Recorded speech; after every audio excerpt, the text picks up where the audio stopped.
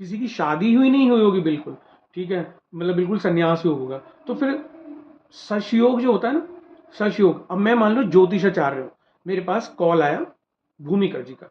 भूमिका जी ने पूछा कि सर मेरे हस्बैंड का काम के बारे में आपने और एक हिंट दे दिया कि भाई अच्छा चल रहा है, मान लो, मुझे नहीं पता आपने कैसे बोला, आपने बोला अच्छा चल रहा है, तो मैं बोलूँगा अरे वाह, ये तो ट्रांजिट में बहुत अच्छा बन रहा है, ये तो शश राजयोग है, तो बहुत अच्छा चल रहा है, ठीक है। मैं बोल दूंगा कि भाई ये तो बहुत अच्छा चल रहा है और आपका भाग्य है, ये ऐसा है वैसा है। मगर मेरा क्वेश्चन आप सबसे यही है, आप भी सोचिए कि अगर 20 बच्चों की कुंडली में सेम जन्म समय है, सबकी में शश राजयोग बन रहा है, तो कुछ बच्चों की शादी हुई, कुछ की नहीं हुई, कुछ का डिवोर्स हो गया, कुछ कुछ का इतना हेल्थ प्रॉब्लम है कि वो बचपन से ही स्ट्रगल कर रहे हैं, या जैसे ही वो 20 साल की एज में पहुंचे तब से उनकी दवाइयाँ चल रही हैं। तो ये सवाल हमें अपने उन ज्योतिषाचार्यों इंक्लूडिंग मी, हम सबसे करना चाहिए कि भाई ऐसा क्यों, सब में शश राज हो गए, तो सारे के सारे अमीर क्यों नहीं है, सारे के सारे शादीशुदा क्यों नहीं है, शादी सारे के सारे बच्चे वाले क्यों नहीं है, सारे के सारे के पास अपार धन दौलत क्यों नहीं है। तो कहने का मतलब होता है,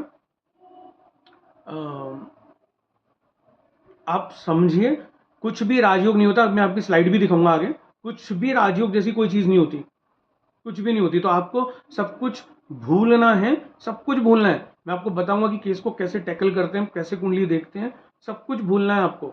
ऐसा कुछ भी नहीं होता। आप बार बार अपने जहन में हमेशा एक बात याद रखिए कि आज जो बंदा अपनी जिंदगी में मुसीबत झेल रहा है, तो आपको ये भी ध्यान रखना है कि अगर मुझे उसके सेम जन्म के समय की कुंडली एक और मिल जाए, पूरे वर्ल्ड में, दुनिया में कहीं पर भी, अगर वो कुंडली मिल गई आपको सेम जन्म समय की, सब कुछ प्लैनेट सब कुछ सही है, सब कुछ D9 D10, आप जितना सोच सकते हो, जितना कंफ्यूज हो सकते हो उतना कंफ्यूज करके सोच लो, आप बोलो यार सब कुछ सेम है, और वो बंदा बहुत करोड़पति अरबपति है, उसकी शादी है कोई है, बहुत अच्छी चल रही है, उसके घर में कोई बीमार भी नहीं है, तब आपने सब सवाल करिए कि ऐसा क्यों।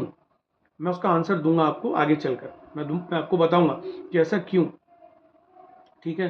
तो कहने का मतलब ये है, मोटा मोटा प्रीवियस नॉलेज, जैसा मैंने लिखा है कि नो स्टडी फ्रॉम यूट्यूब और no rules from other previous knowledge, it is if you will try to mix, आप नहीं सीख पाओगे। मिक्स बिल्कुल नहीं कर रहा, जैसा मैं बता रहा हूं आपको वैसे करना है, क्योंकि are journey is entirely based on karma philosophy.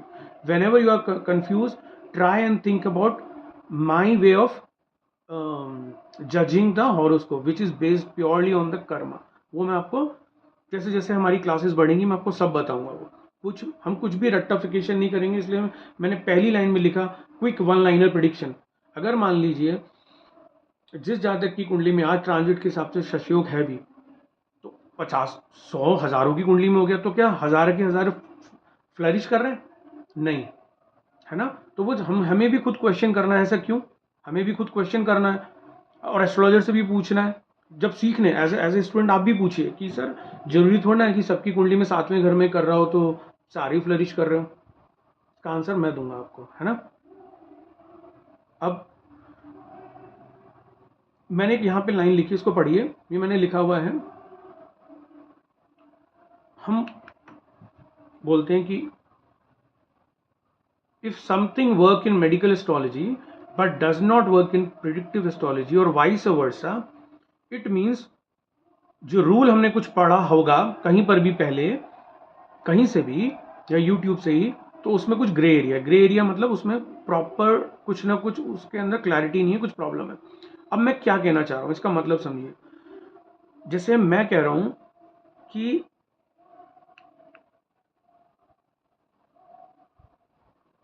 मान लीजिए कोई उच्च का ग्रह है, ठीक है, मान लीजिए कोई उच्च का ग्रह है किसी की कुंडली में, हम ले लेते हैं शनि को ले लेते हैं, ठीक है, हम शनि को ले लेते हैं, 7वें घर में ले लेते हैं, उच्च का है, लिब्रा साइन में वो उच्च का होता है, तुला राशि में।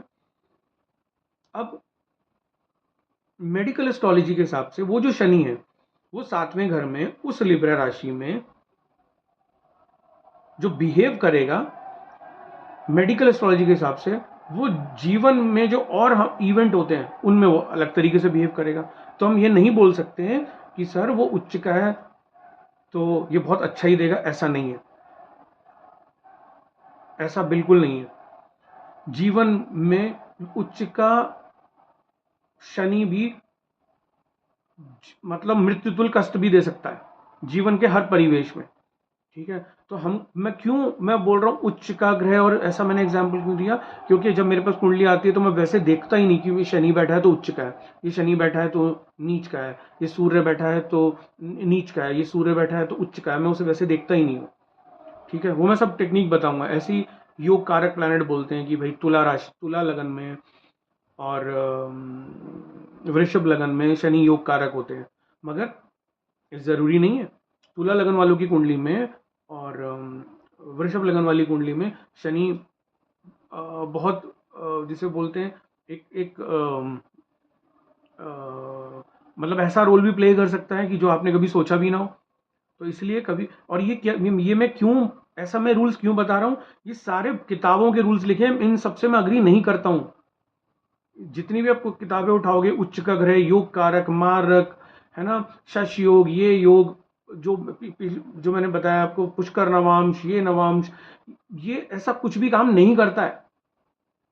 मैं इन सब मतलब मैं तो इन रूल्स को फॉलो नहीं करता। जो कर लेते हैं, जो करके अगर उससे कुछ अपना रिसर्च में उन्होंने कुछ योगदान दिया है, कुछ ऐसा किया है, तो बहुत अच्छी बात है, बट मैंने तो अभी तक नहीं देखा। बट मैं इनको नहीं मानता, तो मैं इनको आपको सिखाऊंगा भी नहीं। मैं आपको प्योर अपनी स्टाइल बताऊंगा, मैं कैसे करता हूँ, मैं कैसे कुंडली देखता हूँ और उनको देखनी कैसी चाहिए, वो मैं आपको बताऊंगा। तो मोटा मोटा ये है, यहाँ पे जो मैं कहना चाह रहा हूँ, मेडिकल एस्ट्रोलॉजी में जो रूल एक प्लैनेट के, दो प्लैनेट के होने से, एक ही घर में होने से, वो प्रिडिक्टिव एस्ट्रोलॉजी में वो चेंज हो जाएगा। वो वैसा रिजल्ट नहीं देगा जैसा हम सोच रहे हैं, वो ऐसा नहीं देगा। ठीक है। दूसरा, जितनी भी श्लोक रिलेटेड किताबें हैं, मैं इनको फॉलो नहीं करता हूँ। मैं आपको बोलूँगा कि जो भी श्लोक रिलेटेड बुक है, विद ड्यू रिस्पेक्ट, चाहे वो बीपीएचएस है, फल दीपिका, सारावली, जातक परिजात, उत्तरा कला, कालामृत, बृहद जातक, है ना, ये सब जो बुक हैं, मैं इनको फॉलो नहीं करता हूँ, क्योंकि ये सब श्लोक रिलेटेड बुक हैं। हमें श्लोक रटने के लिए एक जीवन भी कम पड़ जाएगा किसी एक किताब के। और ऐसी तो क्लासिक्स मतलब बहुत सारी हैं, डिफरेंट डिफरेंट राइटर्स की, हम कितने श्लोक याद करेंगे।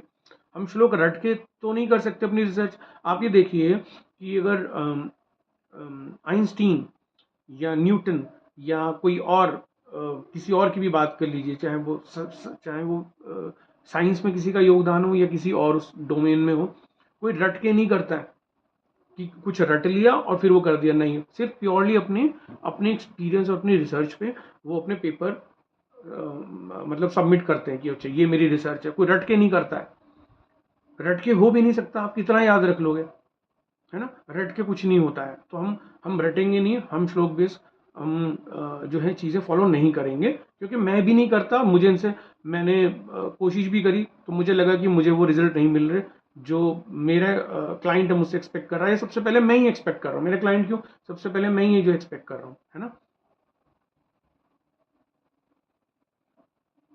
अब जैसे आपके पास एक चार्ट आया है ना, तो आउट ऑफ क्यूरियोसिटी हमारा मन रहता है कि हम उसके अंदर एकदम से जंप करते हैं डिविजनल चार्ट्स पे, D9 D10, और ना जाने पता नहीं क्या क्या। फिर आस्पेक्ट्स भी देखने लगते हैं, नक्षत्र देखने लगते हैं, एकदम से लगता है यार ये भी देख लें, ये भी देख लें, वो भी देख लें। हमको ऐसा नहीं करना है। एकदम से फर्स्ट अटेम्प्ट में सब चीज़ें नहीं देखनी है। ये तो मैंने तीन मतलब आपको एग्जाम्पल, जैसे मैंने बोल रहा हूँ कि डिविजनल चार्ट, आस्पेक्ट्स, नक्षत्र, ऐसे इसमें और चीज़ भी जोड़ लीजिए, हाउसेस जोड़ लीजिए, फ्रेंडशिप एनिमिटी जोड़ लीजिए, है ना, कंजंक्शन जोड़ लीजिए, ये सब ऐसे नहीं देखना। और मैं क्या बोलता हूँ, over analysis leads to paralysis. जितना आप चीज़ों को ओवर एनालिसिस करेंगे, उतना आपकी जो क्षमता है, जो देखने का जो एक्यूमेन है, उतना वो कमज़ोर होगा। तो ये जो लिस्ट चल रही है ना अभी, ये सिर्फ डोन्स की चल रही है, आपको नहीं करना है। ये सब डोन्स, ये आपको नहीं करना है। हमेशा जो मैं बता रहा हूँ ये डोंट्स की लिस्ट है, जो करना है वो भी बताता हूँ। ठीक है, तो अभी ये मत सोचो जब हम सारी डोंट कर देंगे तो हम कुंडली कैसे देखेंगे, तो वो मैं बताऊंगा आपको, है ना। तो ये डोंट सोच के ये मत सोचिए कि ये चीज़ आपको नहीं करनी है, तो फिर हम करेंगे क्या। ये ऑलमोस्ट वही चीज़ है।